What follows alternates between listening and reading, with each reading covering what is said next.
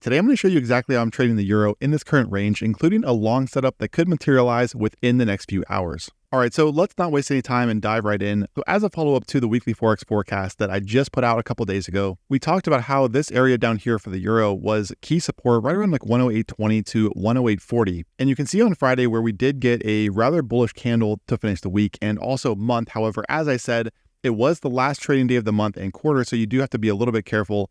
Just because those moves tend to be a little bit more administrative and clerically driven than conviction driven. And we can also see that so far today, we do have the DXY, the US dollar index, coming off of that 103.50 area that I've mentioned for the last few videos. Okay, so you can see that we've got this area up here around 103.50 that was tested on Friday and this trend line here. So if we take a look at this before we get into the euro, because it's always good to have a firm understanding of where the DXY is on the chart and what we can expect there before we trade the euro, because even though they are mostly inversely correlated, there are things on the DXY that you'll find that you will not find on the euro so easily. Okay, so here on the DXY, we do have this trend line off of these three highs from last year, and you can see where this is where the DXY struggled recently. It's also where we got that retest last week. Okay, so 103.50 is also a key horizontal level and the yearly open for the DXY. So this is a critical resistance area for the DXY.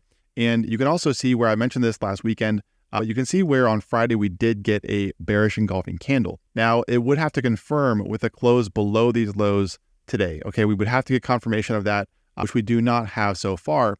But the bottom line is this up here is a critical resistance for the DXY, and support is down here around 102. All right, so first and foremost, you can see that, the DXY, the euro, all of these markets are range bound. And that's an important distinction to make because this is not the time for big bets and shooting for, 500 plus pip moves, right? We want to catch the range here. So get in the trade, book your profit, and then wait for the next setup. Okay, so when we think about that and look here at the Euro USD, essentially what we have is support down here in this area.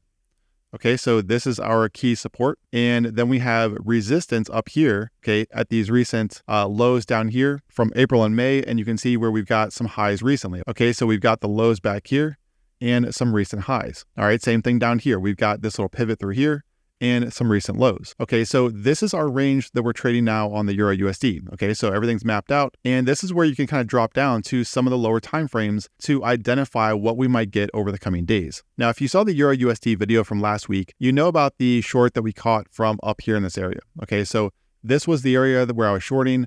I was booking my profit down here before the weekend. And the reason for that is the diamond pattern that formed. So I'm going to show you this quickly just to kind of provide some context on where the market has been so we can get an idea of where it might go.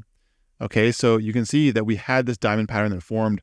Wasn't a perfect pattern, but it did play out. Okay, we had that resistance area up here, right, that the market was coming off of. We had this diamond pattern that formed at the top of this swing high. Okay, so I was shorting up here and booking profit down here. And I did mention that with members in real time last week. Okay, so we caught this for just over 80 pips ahead of the weekend. Now, currently we can see where the Euro USD is coming off of this area right down here, right? 108.20 to 108.40. So we've got our key support that the market's coming off of now after hitting our target. All right, so key support down here, right? Key resistance up here in this area. So we know, given this structure, also looking at the DXY, that there is a chance, okay, we could get that move up here early this week, okay, into that 1.10 area. Now, what could be the trigger for that? Because you don't want to just go ahead and long anywhere in here and just hope for the best, right? You need a trigger for that long. So this is where, once again, we can kind of drop down a little bit here on the time frames. And you can see where off of this level up here, you can clearly see that we do have a potential trend line off of some of these highs. So if we take this high up here, drag our level down, connect it with some of these highs, you can see that we do have a well-established descending trend line on the hourly time frame. All right, now there are two places where you could place this trend line technically. Okay, the first one is where I have it right now, and the second one is a little bit lower off of the closing prices. Okay, so like the support and resistance I just showed you, the horizontal areas, you can do the same thing with trend lines. So if we take this and copy it, right, and move it down, this is going to be an equidistant level, and move it off of these closing prices here on the hourly. Okay, so what you can see is that right back here, we've got the closing price through here, closing prices, closing, and also the same thing through here, right? So both of these levels check out. They're both valid trend lines, and it also gives us an area to watch here for the Euro USD, right? We know that this is going to be resistance, and having two trend lines like this instead of just one allows us to avoid any kind of fake outs, right? Because imagine that if you just had this one trend line down here, okay? So I'm going to remove this here for a second. Imagine that you had this one trend line here, okay, and the market broke out just above it, right? Just a few pips above, and then reversed, right? If you were to long this, then all of a sudden you're on the wrong side of the market. But if you have two trend lines like this, then you know that not only does the euro need to break out from this one, it also needs to break this upper trend line, okay? So that gives you a little bit more confirmation when trading breakouts like this, which is especially key during summer months when volume does tend to dry up. All right, so here's how I would trade this potential breakout. First of all, this is not something where I would try to short this. And the reason I wouldn't try to short this right now is because you can see that down here, we do have a potential higher low that's developed, right? This was our retest back here last week. We now have a potential higher low developing. So this right here, okay, starts to look a little bit more bullish. However, the key here, okay, based on these two trend lines, is we need a confirmed, a sustained break above this level here. Also these highs, okay, above this area. So right around like 109.20, sustained break above this.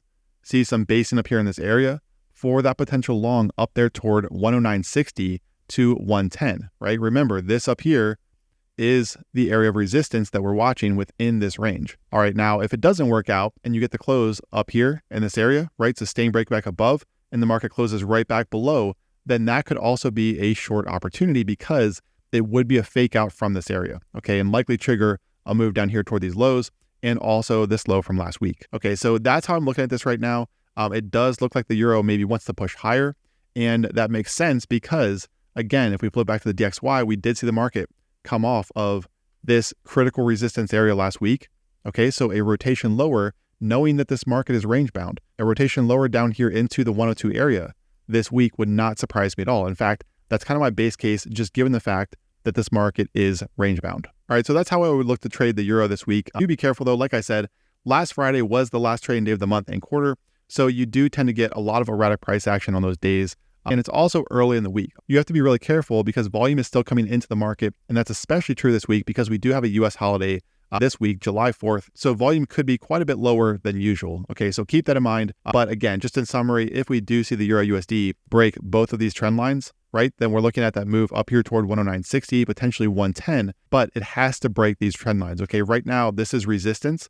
So you do not want to long into resistance, right? You want to long from new support and short from resistance. That's always the key, and that's no different here in this case. And lastly, just before we go, if we take a look here back to the daily time frame, what would negate this, okay, is if we were to get the euro rotating lower from these trend lines and then also taking out this level down here, okay, because this could be lower highs into support, in which case this could set up to be a descending triangle. So sustained break below here, right, then you're looking at that move down toward 107. Okay, so keep that in mind as well. But a sustained breakout above those trend lines there we talked about, that's going to be critical to see the euro move higher this week up there toward 109.60 to 110. All right, so that's it for today's video. I hope it helped. If it did, be sure to smash the like button, subscribe to the channel, and click that bell icon for notifications because I am putting out videos just like this one every single weekday. Trade well this week. I'll talk to you again tomorrow.